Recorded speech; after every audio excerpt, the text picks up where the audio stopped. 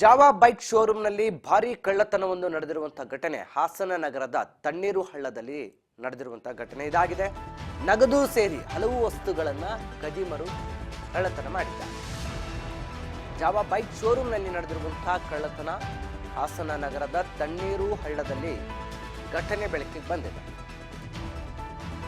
ಹಲವು ವಸ್ತುಗಳನ್ನ ಕದ್ದಿರುವಂತಹ ಕಳ್ಳರು ನಗದು ಕೂಡ ದೋಚಿದ್ದಾರೆ. ಕಿಟಕಿ ಗ್ಲಾಸ್ಗಳನ್ನು ಹೊಡೆದು ಕಳ್ಳರು ಕೈಚಳಕವನ್ನು ತೋರಿಸಿದ್ದಾರೆ. ಹಾಸನ ನಗರ ಪೊಲೀಸ್ ಠಾಣಾ ವ್ಯಾಪ್ತಿಯಲ್ಲಿ ಘಟನೆ ನಡೆದಿದೆ.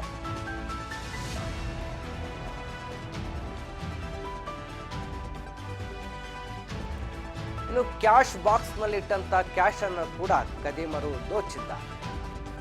1,29,000 ರೂಪಾಯಿ ನಗದು,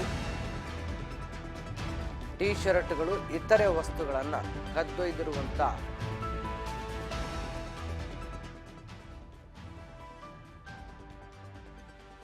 ಮಾಹಿತಿಯನ್ನ ಇಲ್ಲಿ ಶೋರೂಮ್ ಅವರು ಪೊಲೀಸರಿಗೆ ಕೇಸ್ ದಾಖಲಿಸಲು ತಿಳಿಸಿದ್ದಾರೆ.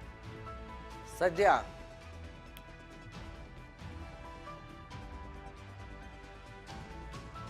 ಇಡೀ ಶೋರೂಮ್ ತಡಕಾಡಿರುವಂತ ಕಳ್ಳರು ಘಟನಾ ಸ್ಥಳಕ್ಕೆ ನಗರ ಠಾಣಾ ಪೊಲೀಸರು ಸದ್ಯ ಭೇಟಿ ಕೊಟ್ಟು ಪರಿಶೀಲನೆ ನಡೆಸಿದ್ದಾರೆ.